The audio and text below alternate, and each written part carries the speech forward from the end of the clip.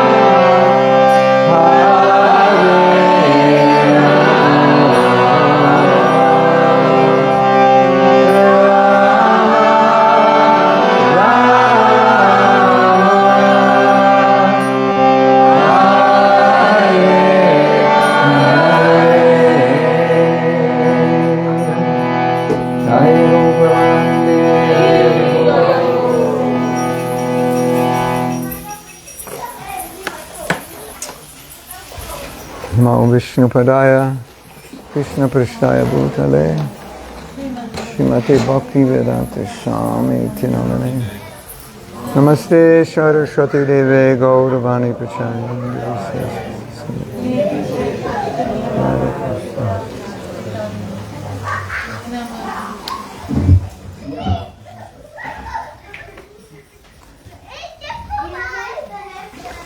Prayer, compassion, and forgiveness. All three or one of each? We'll see what happens. Hare Krishna.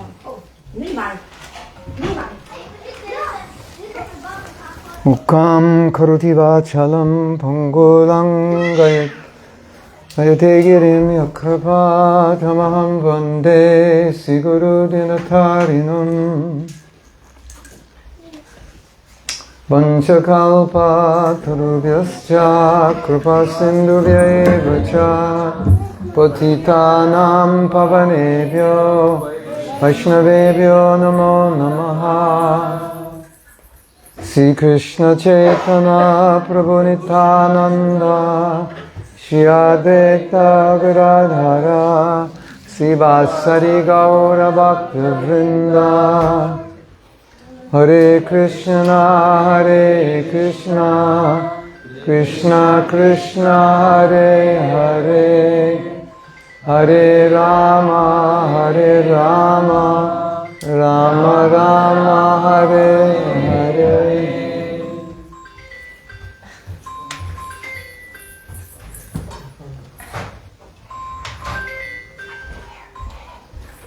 Do you know there was a time before mobile phones? Did you know that people actually existed then? It's amazing that we could even exist, isn't it? When I was 8 years old, I would go out in the morning on my bike and I'd come back at like 6 at night. My parents had no idea where I was. No phone. Somehow I'm still alive.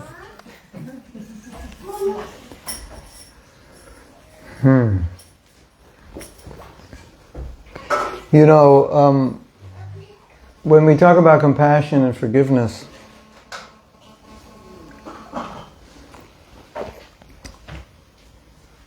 I can't help but think about self-compassion and self-forgiveness. There was a Buddhist teacher who said, if compassion is only given to others and not to oneself, your compassion is not complete. If we say, I want to be compassionate to everyone, that would include ourselves. If I want to forgive everyone, that would include ourselves, wouldn't it?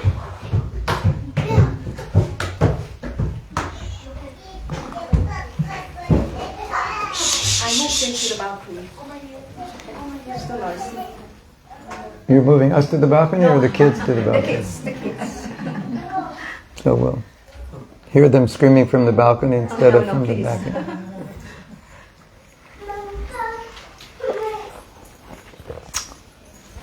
Yeah.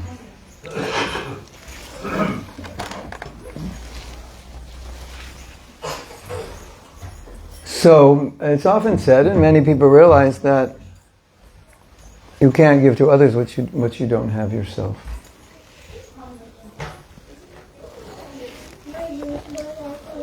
But as someone who is taught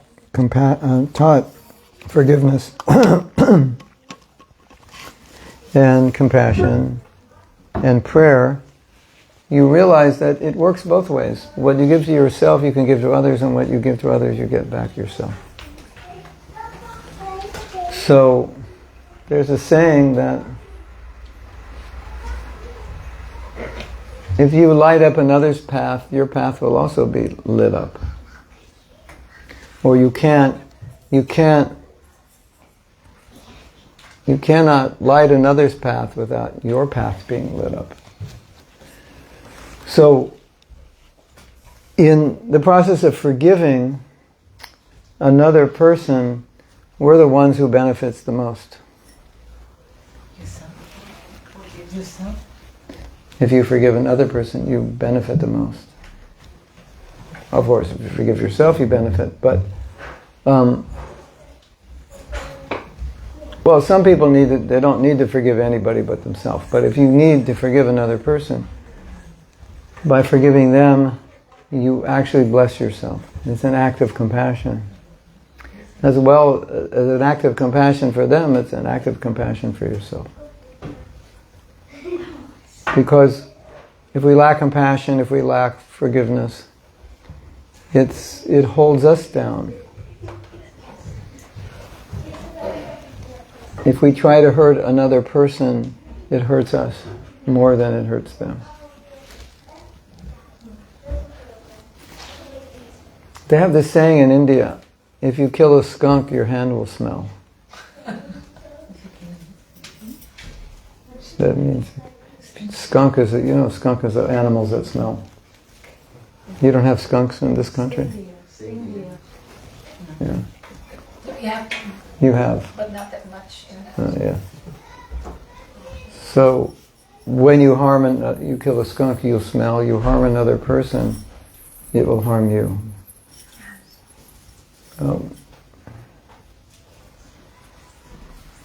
It will. And if you help another person, it will help you. So, I'll give you an example.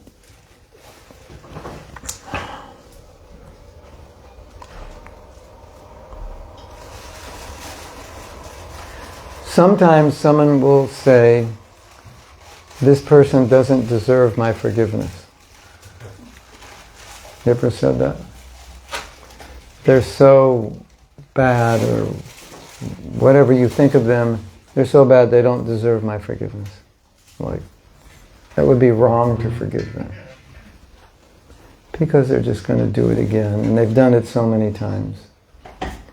So they don't deserve my forgiveness, so I don't give it. And by not giving it, that means I hold on to resentment or hold on to something negative towards them, because I don't want to give them my forgiveness.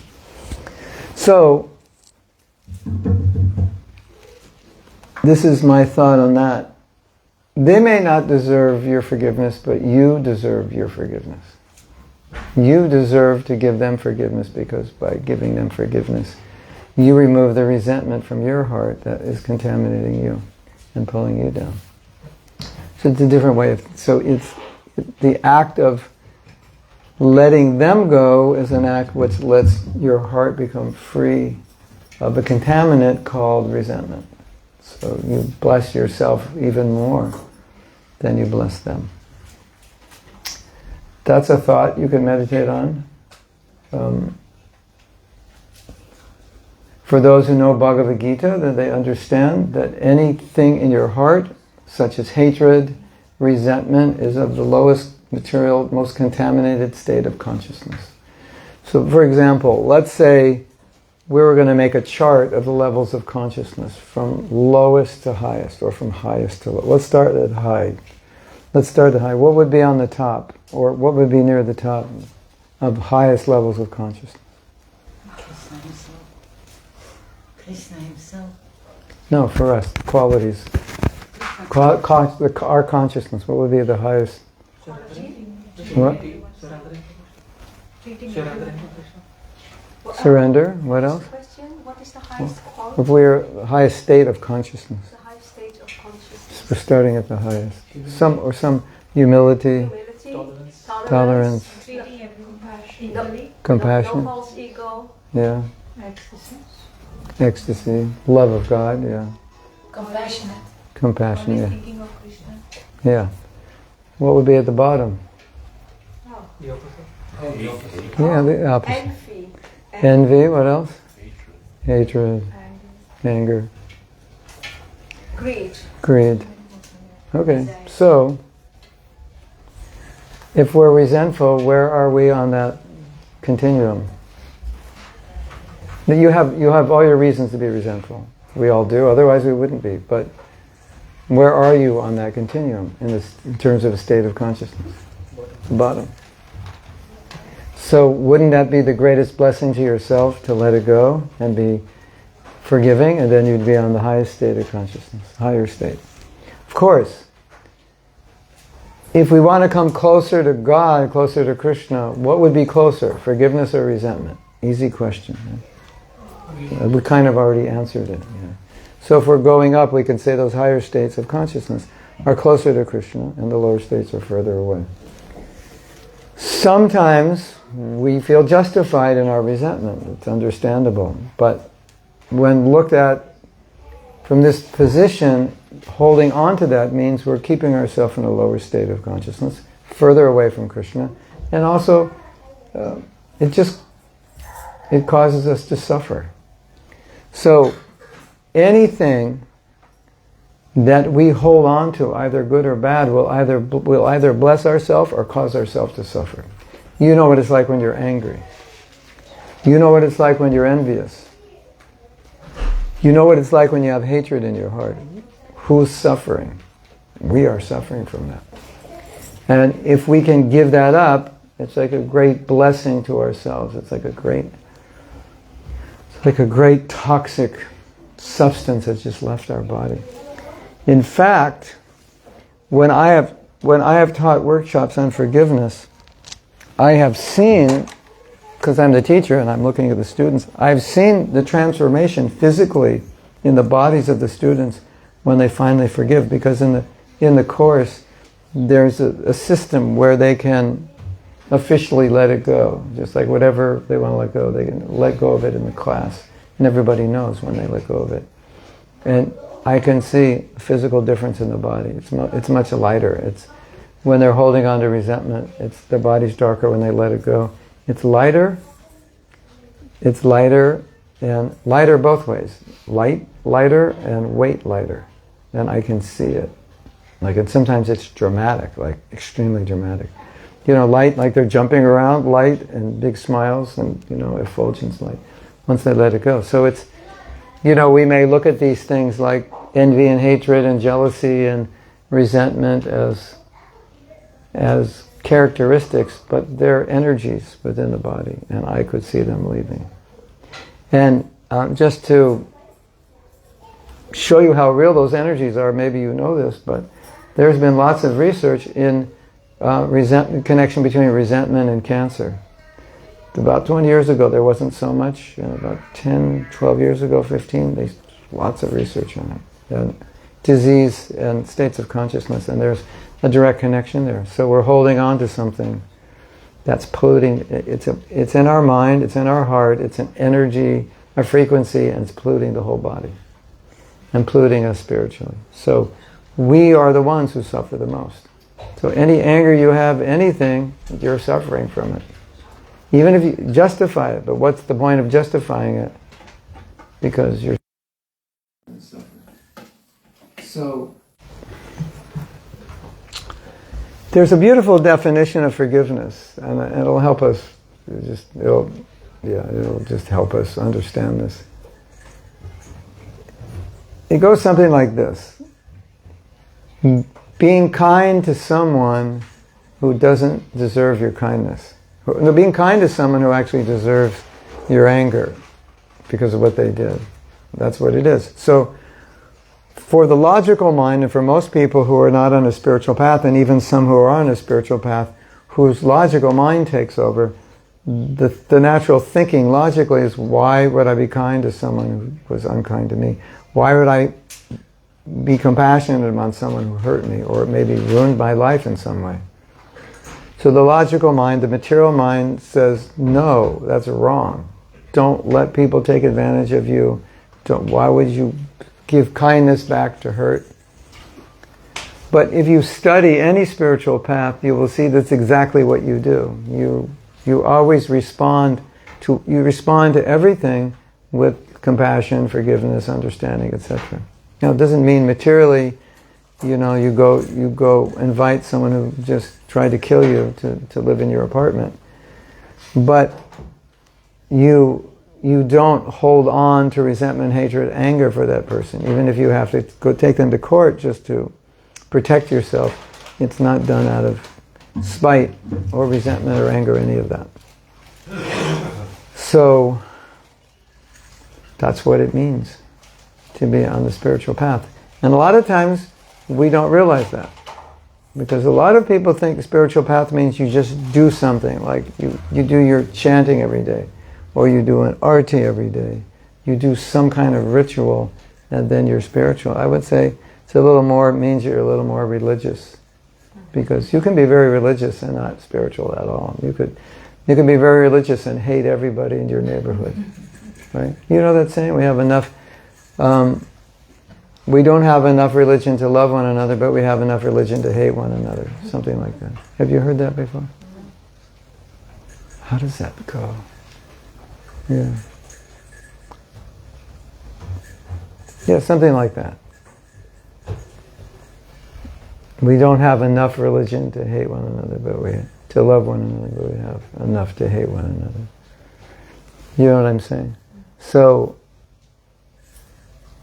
if we understand this, then compassion, forgiveness, and so forth, it just becomes natural. That's just what we do. And what is most common, if we look at our lives, we're usually responding to what's going on in our life, what's going on around us, responding to how people treat us. And so you generally don't find people blessing others who are hurting them. That you find like Jesus Christ and Thakur Haridasan, like you find like it's. But the reason that is because that's all they do. They just bless. It's irrelevant how they're treated. Their heart is full of compassion, so they bless. And it doesn't matter how they're treated. So Jesus is an example. One of the best examples, right? He was blessing those who were trying to kill him. In our books, we have many stories like that of great devotees who were blessing people who tried to kill them. It's like inconceivable. And some people would think, this person's stupid. Why would he do that? He should retaliate. But because of the level of consciousness they're in, they don't retaliate. It doesn't matter what's done to them. They're always blessing, they're always giving, they're always praying for others. They're always concerned about the well-being of others. That's their heart, that's their nature. So that's what we're trying to come to. And so being forgiving, being compassionate is just what we're supposed to do when we're on the spiritual path. And even if we don't have forgiveness and we don't have compassion, it's still what we're supposed to do, because that's how you develop it. And there's a sad statistic. Maybe you've read this. I don't know if it's international or just in America, but it probably doesn't matter, because if it's only America, it's probably similar everywhere. They found when they studied religions or religious movements, and I don't know how they did this, but there was some test where they were testing the level of compassion of people. So they tested religious people who professed to be religious. They tested, I guess there were some answer questions or something. And they tested people who did not profess to be religious. And the most compassionate people, aside from 10% of the religious people, the non-religious people were more compassionate in general. It's really interesting, isn't it? So you can kind of understand what that means. You know, they didn't, somehow or they didn't, I guess they had the doctrines and the theology and the practices, and they didn't like focus on the more essentials. And so that can easily happen. Now, from my own experience, when you know, it said like to what is it? What does that say? Something to err is human, to forgive is divine. You've heard that? Yeah. But in my own experience, the forgiveness makes you divine. It's like you have to elevate your consciousness to be able to do it. It's like you can't do it from a lower state of consciousness. It doesn't work. There has to be sufficient compassion to do it. So that's why it's so beautiful. There has to be some kind of spiritual transformation to be able to do it.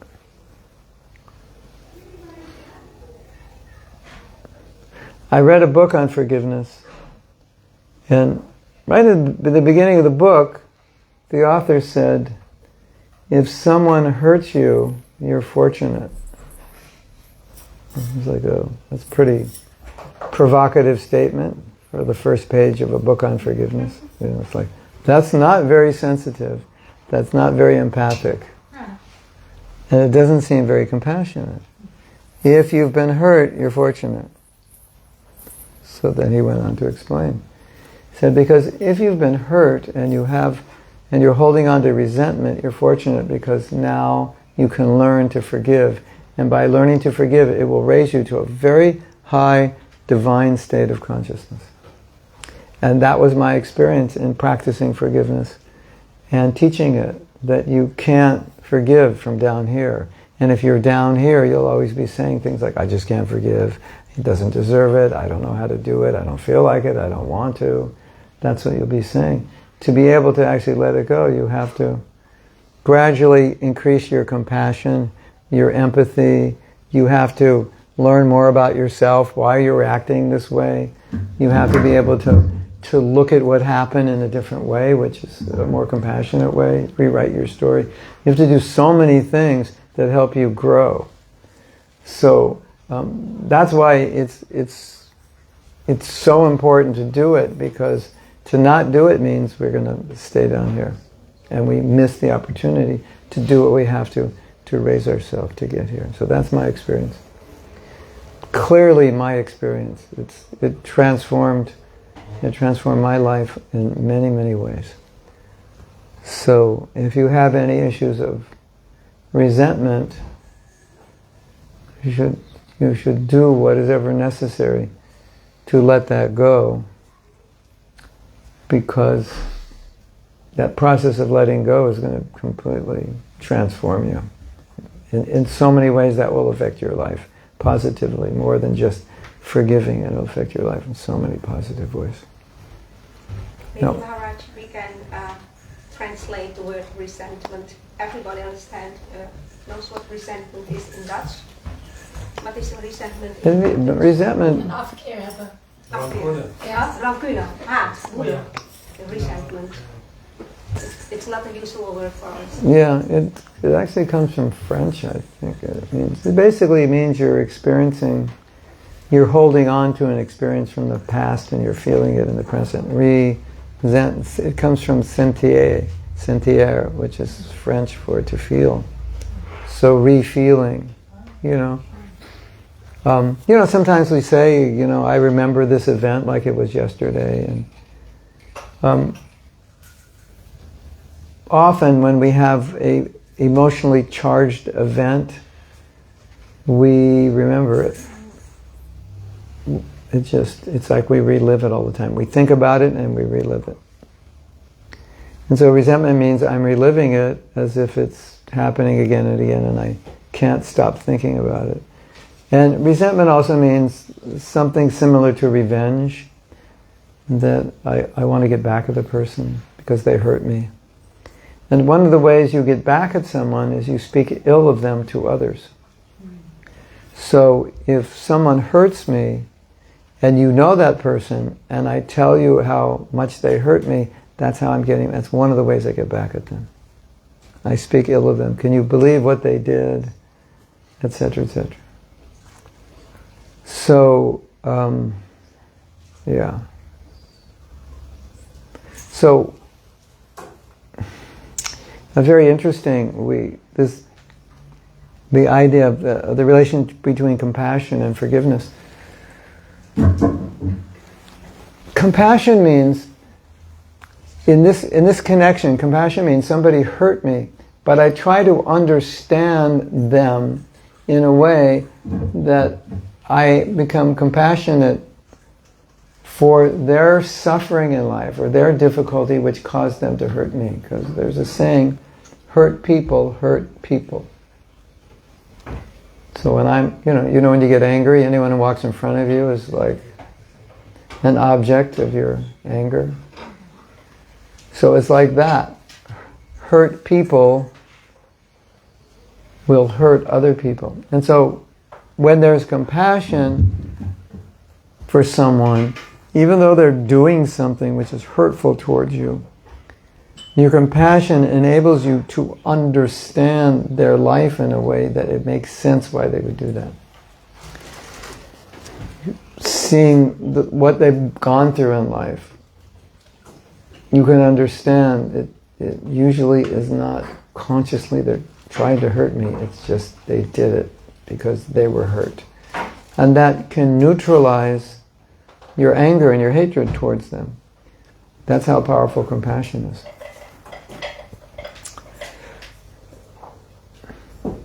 Now, I'm not saying any of this is easy, but I will say it's more difficult not to do it. Because if you don't do it, then you'll be holding on to a lot of pain in your heart. So whatever difficulty it takes to do it, as I said, it's going to elevate you, but it's ultimately going to relieve you. And so, compassion is very, very powerful in healing. And another example, which is such a paradox. If I hurt you, I would hope you would forgive me. If you hurt me, you would hope I would forgive you, right? Now somebody hurts us and we say, no mercy for you. I won't forgive you. Yes? If you hurt someone, you would like to be forgiven. Yes? If somebody hurts us, we may not be as willing. So, you hurt me and I say, be merciful to me, please forgive me. And I hurt you and you say, no mercy. You hurt me, justice. The axe, we're taking out the axe. Yeah. Another beautiful meditation, and I think this is one of the most beautiful, and it can be for any quality. It could be humility, compassion, forgiveness, it could be anything. Does the world, we'll use forgiveness because that's the topic, or we can use compassion. Does the world need more forgiveness? Yeah. Does the world need more compassion? Sometimes. Imagine a world where there's no compassion, no forgiveness. Well, it's kind of becoming that way, but... Yeah, so, oh no, I said the wrong thing. Let's imagine a world where everyone is forgiving and everyone is compassionate. Yeah, that would be beautiful, right? So, hold this thought, and whenever you're feeling reluctant to give compassion or resentment, then just ask yourself, what am I contributing to the world now? The world needs more compassion, more resentment. And if I'm not giving it, then I'm contributing to the problem. So if the world needs more compassion, who's going to give it? You and me. If the world needs more forgiveness, who's going to give it? You and me. So we all obviously agree that it needs more, the world needs more forgiveness, more compassion. So, it's like, well, you give it, I'm not going to give it. No, it doesn't work that way. We all take responsibility, and that makes the world better. And I would say, additionally, if you identify yourself as spiritual or a devotee of Krishna and you don't forgive, it's a huge paradox. It's 100% paradox. Believe me, it is, and I can back that up with so many verses and stories and quotes. So that's important to understand. Now, you may have your reasons not to, but just please understand that is not what it means to be Krishna conscious or to be on the spiritual path by any means.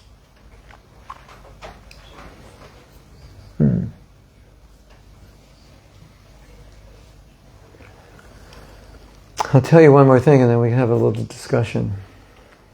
This is so interesting. And this is all things, these are things that I did not read in books. Maybe it was obvious, but it wasn't obvious to me in the beginning, but I learned this from teaching forgiveness, doing workshops on forgiveness. And something happens to us and we react with resentment. And so if I ask you what happened, you will tell me the story. And after you tell me the story you tell me is the cause of your resentment, because the story is how you see it. Does that make sense? Like this is what happened. And so nobody really wants to carry resentment, but we have a story which is fostering resentment, or whatever your story is, it's fostering something. You may have a story that's fostering a lack of compassion, or whatever, a lack of honesty for some. Well, they cheated me, so I'm not going to be honest, whatever. And so what happens in the course of the workshop, we go through a series of processes to alter the way you see the story. And so what happened doesn't change, obviously. It's over. It's history. But what changes in the course of the workshop is how you see what happened. Your story about what happened changes. So just basically what happens is you come in, the students come in with a story that is fostering resentment. It's that their story is what their resentment is based on, the story. And through various processes they start to see the situation differently. And then at the end of the workshop they have a different story about the same event. But that story fosters forgiveness. Isn't that interesting? It's that simple. And so the reason I'm mentioning this is because if we have any story that's fostering something that's not good for us, that's not helping us in our spiritual life, why would you want that story? Wouldn't you want to change it to a story that fosters it? And you might say, well, but this is what happened. And I said, no, this is what you think happened. This is how you see it. In one of the exercises, one of the last exercises in the workshop, we asked the students to play the part of God, or Jesus, or Buddha, or Srila Prabhupada, whoever they want to play. And we say, I want you to speak as if you were Krishna, or Jesus, or whatever, and speak what they saw. You wrote a story, this is what happened, now speak what they saw. And it's always different than your story, because God sees things differently. And the story is usually something around like, you were triggered, this is your coping anger is your coping mechanism, you should have showed them compassion, but instead you showed anger. Or you actually hurt them and they were just responding to the hurt, you don't even realize you hurt them and they were responding to it. Or I gave you an opportunity to grow and you didn't take it. You sank to the bottom of anger and resentment when this was an opportunity to grow, to see things differently. I was actually pushing you, there was a lesson, or in some, when you speak as God, you see it in some different way than you normally see it, which is obviously makes it easy to let it go. Oh, I did this to you because, I wanted to teach you something. Oh, really? Just see how much better your life would be if you learned the lesson. And it totally transforms the story. And now you leave with a new story. And that's actually all that happened, was the story changed. So, I as a teacher, I get to see that. Because the old story goes. They tear up their old story, and then they have a new story. And the new story fosters forgiveness, the old story fostered resentment. And then I thought, this is so beautiful. Because really, anything in your life that you want to change, just rewrite the script. And you might say, but it seems like this is factually how it happened. That's how you're looking at it. It's subjective. There's actually very little objectivity. Everything's filtered subjectively through our consciousness. This is how it happened. This person was nasty. No, rewrite another story. They have a difficult life. They're through difficult situations. I need to understand that. It's a new story. And so the reaction's different now. Nothing changed. The way they treated you is the same.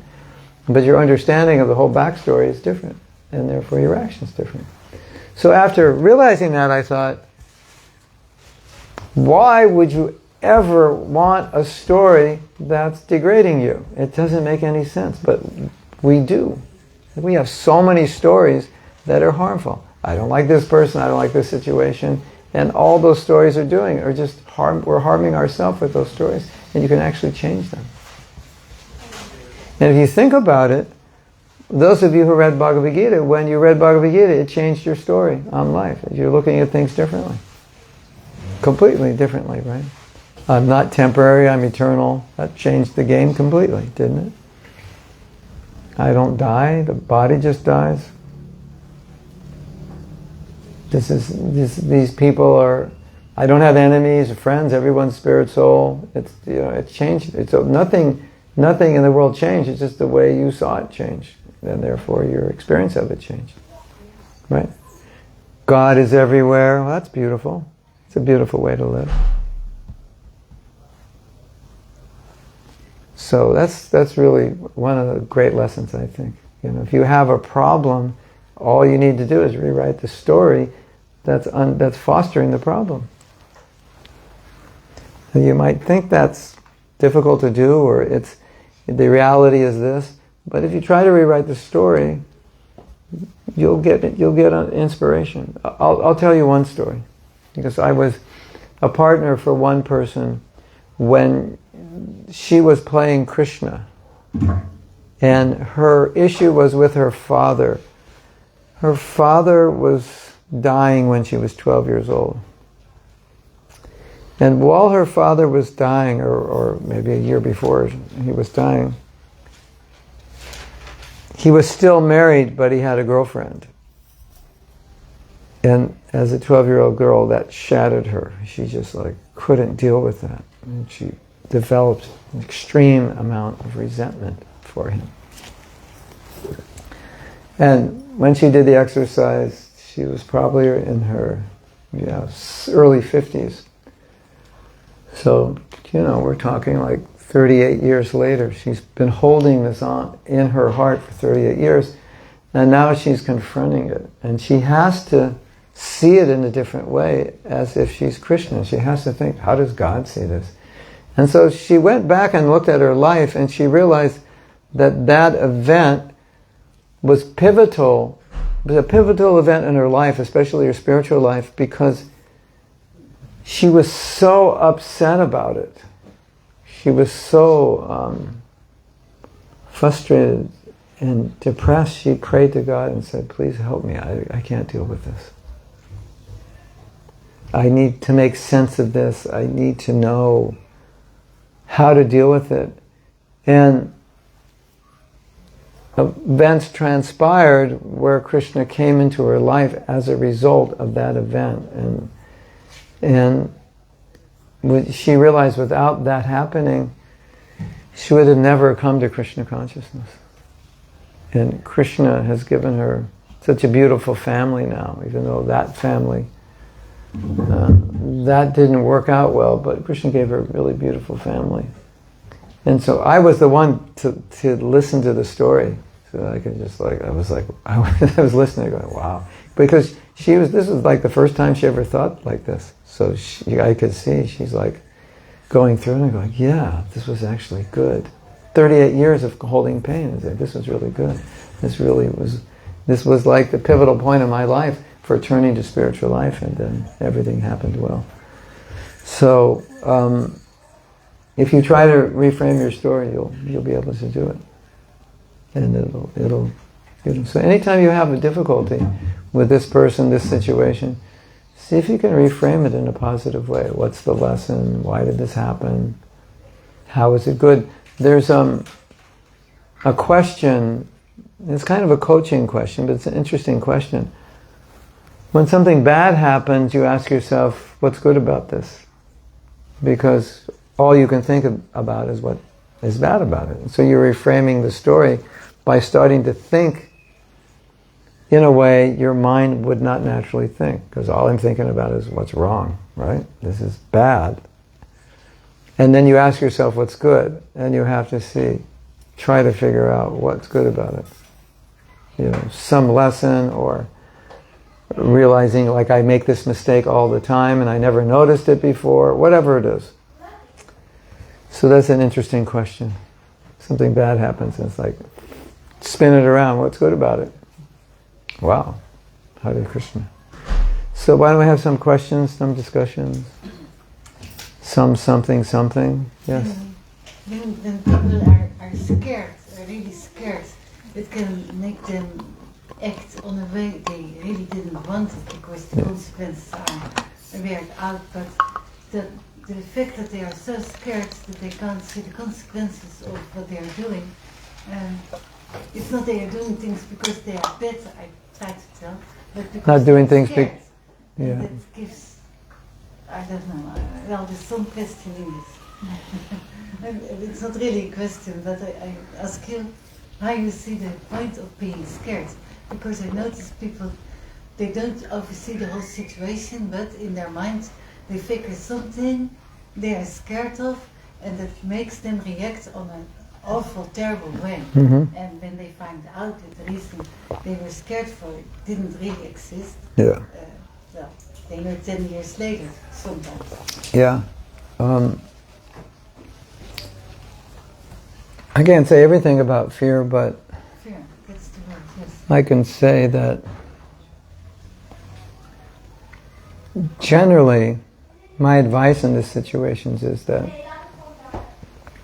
to work on the problem with fear now, when you're not afraid, when you're in normal consciousness, and like introspect, why do I become fearful? And like you said, usually you realize those fears are not real. They're illusory. And they're fears that I'll be in a situation which will be uncomfortable, or I won't be able to deal with, or I'll fail. So what? You fail. It's not such a big thing, right? So it's better to work on anything we need to work on. It's always better to work on it when we're not in the environment that's causing the problem, so that when we are in the environment that causes the problem, we've worked on it in a way that now we won't become fearful, because we understand where our fears are coming from and why we're fearful and what fear is and the illusory nature of it, and etc. So, but when you're in an environment and that could cause you to be fearful and you haven't really processed it in your own heart and mind, then you'll always give into it. So that's my general advice for any problem.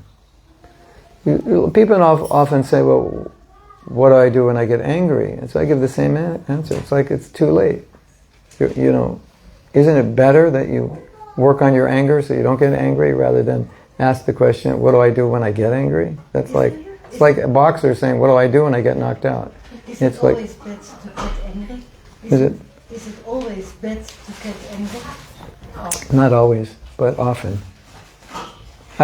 Sometimes imagine you won't get angry. It stays inside. Imagine we have a quarrel and then it's finished business. Yeah, but you can process it so that anger won't come up. That's my point. Thank you. But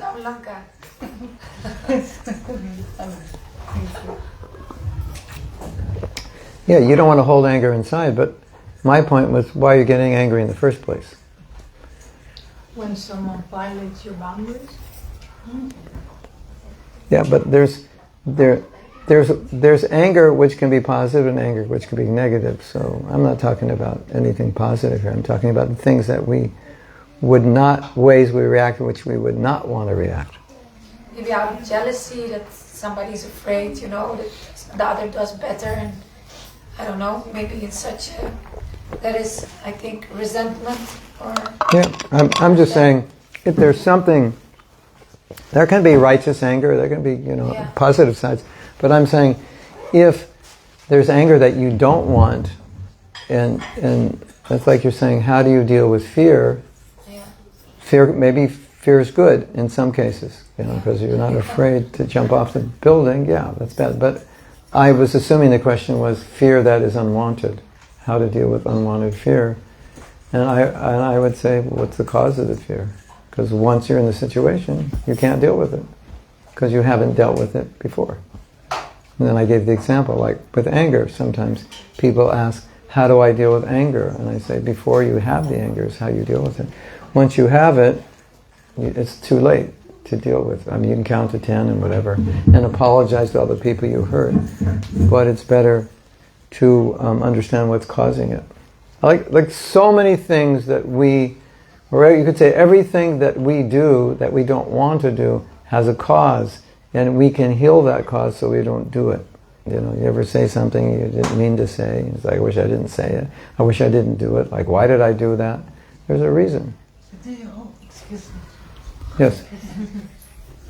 Can you always find out why you get angry? I must Yeah, admit you can. that sometimes I'm usually very calm, believe me. But sometimes I really feel inside Yeah. there's something slowly boiling, Yes. boiling more. Even when I don't really can point out what it exactly is. It's horrible, but it happens. You might need to discuss it with somebody. Talk about it. Talk about it. No. You don't have to. You can talk to a friend. A lot of times, just by talking, you'll figure it out. I would never think about it. It's now you mention it. Yeah. Talking, I mean, a lot of therapy is just talking. And all that happens when you talk is you let Krishna within you, inside of you, Sometimes help you. afterwards I figure out what was the reason, not before. Yeah. It's strange. Well, yeah, that may be, but at least, if you want to figure it out, that's your best qualification, because a lot of people don't care. Some people don't even notice their bad qualities, so why would they want to correct themselves? They don't even though they're exhibiting something that they should correct, they don't acknowledge that there's anything wrong. So if you acknowledge something's wrong and you want to correct yourself, you're pretty much like 85% already there, and then you start thinking. I do a lot of workshops and we discuss problems, and I ask people, why do you think this exists? And people just start thinking about it, and they usually get it. But often we just don't address it, or we think we can address it or whatever, but once you're in the right environment and you address it, you'd be surprised. Sometimes it's kind of obvious, like this is what's causing it. Sometimes there's a body language which is not spoken. Yes. You just see it, like Yes. the way a person reacts Yes. without words. Yes. It can cause your anger. Yeah. But the person, I just heard yesterday,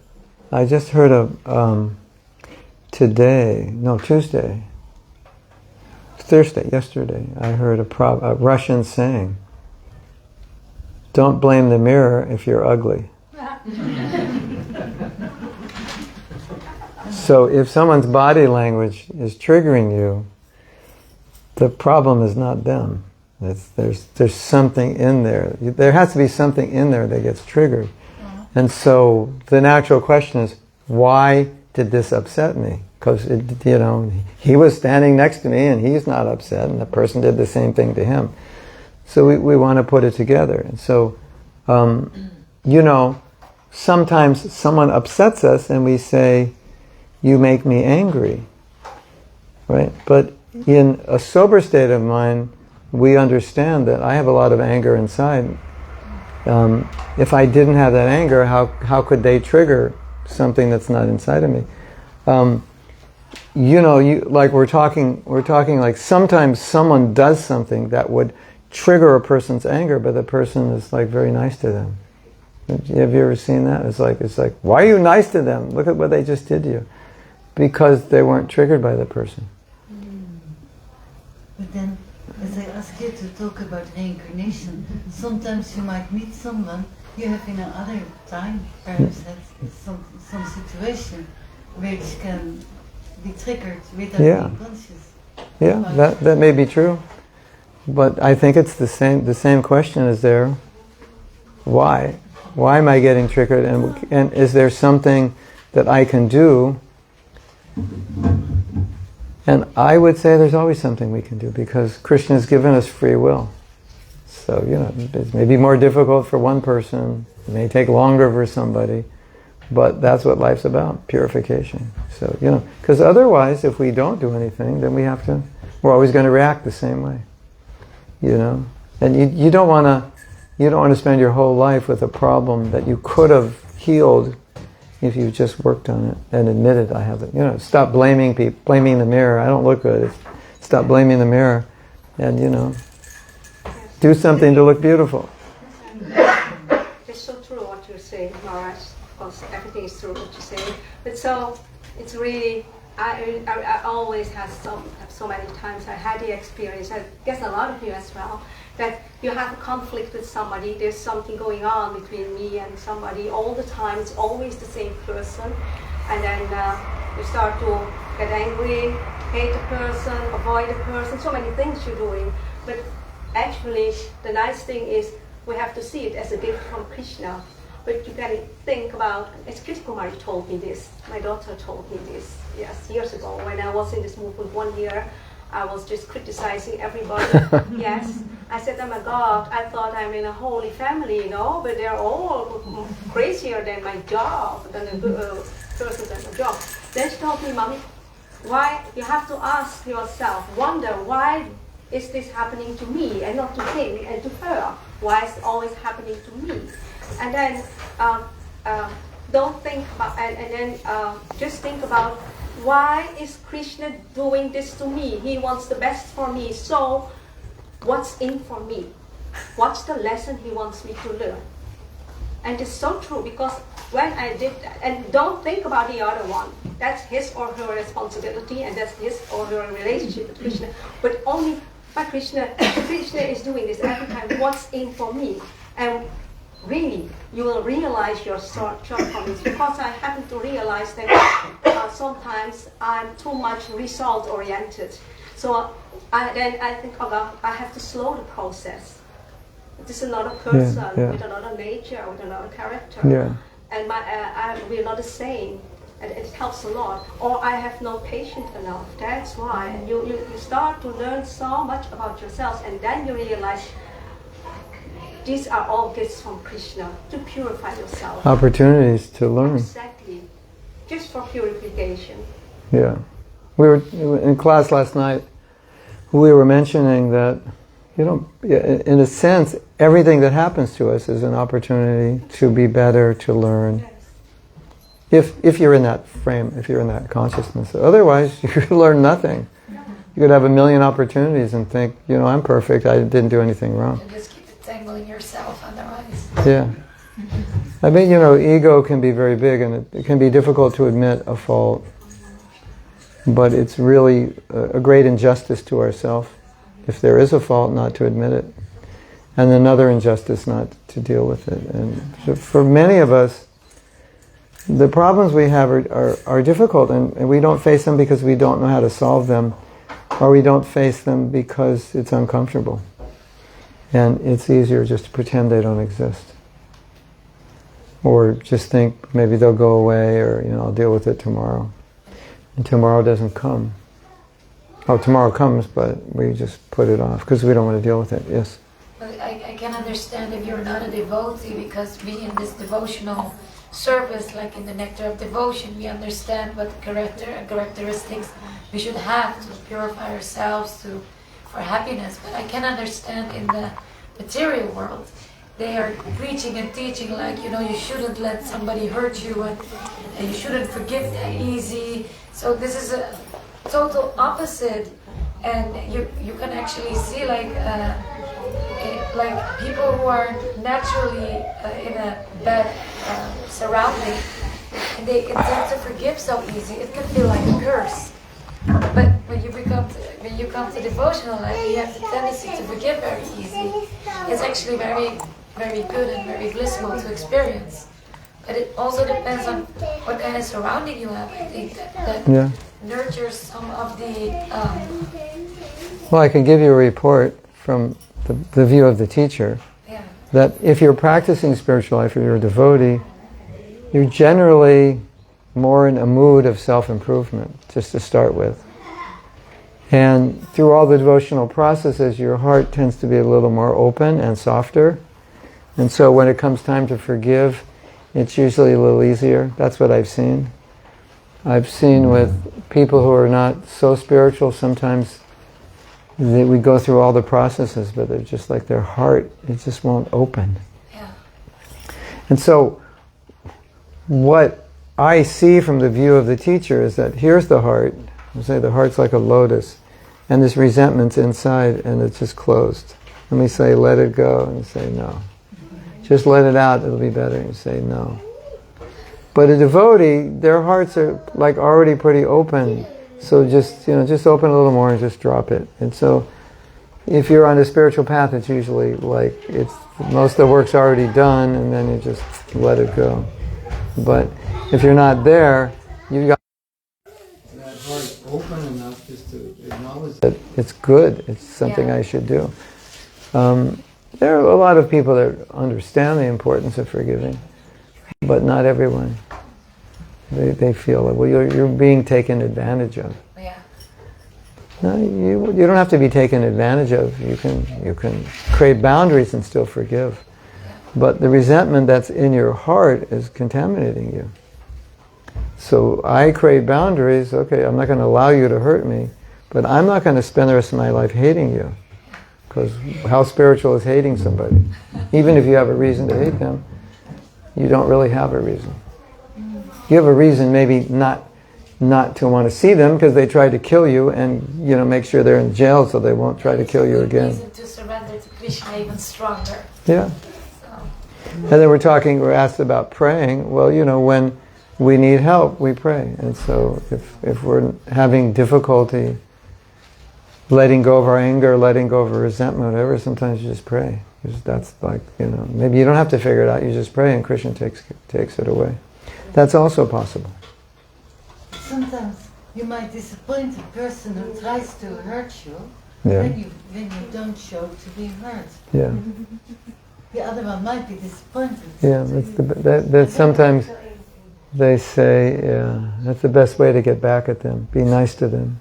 Then they'll get frustrated. Why are you not, when you're a kid and your friend calls you maybe it doesn't happen so much with girls, but with boys. Your friend calls you some nasty name and you don't get upset, and they're frustrated because they want you to cry and feel bad. So it's like your best weapon was to not get upset. Well, one last question. Last What is question. how you be talking about forgiving, or what about asking for forgiveness? Yeah.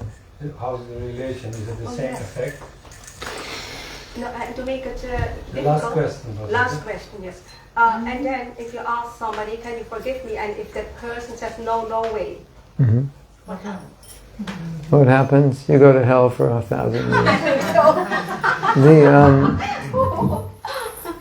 a long time. At least it's not eternal. No. Our scriptures say any time we hurt someone, offend someone, anytime we offend the holy name by not chanting properly, we offend the deity by not worshiping properly, we are not in the right consciousness when we go to a sacred place, they all say the way to atone for that is to ask forgiveness from the person, from the deity, from the holy name, from the Dham, and then you will be forgiven. So, I've discussed this question with other devotees because it's Daytime job. full-time. Yeah, full-time job. Well, the idea might be after a while you said, maybe I should just stop offending because I'm just like, I can't just keep going in a cycle. But this question is a little more difficult because if I ask Krishna, please forgive me for making offense to your deity or your name, like he will. But sometimes we ask people to forgive us and they say no. And so the question is there a consequence if they say no? I've discussed this with some devotees and our conclusion was we did the right thing by asking for forgiveness. They did the wrong thing by not giving it. And, it would be better if they gave it, but we can't do any more than ask for forgiveness and ask 100 times. And so that's the right thing, so we've done the right thing. And so Yes.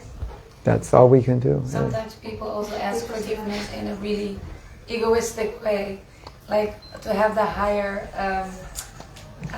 like they're asking forgiveness, but maybe not with the how that is really asking forgiveness. Oh yeah, Sometimes artificial. also this, Yeah. With the heart. Yeah. I think, that may be.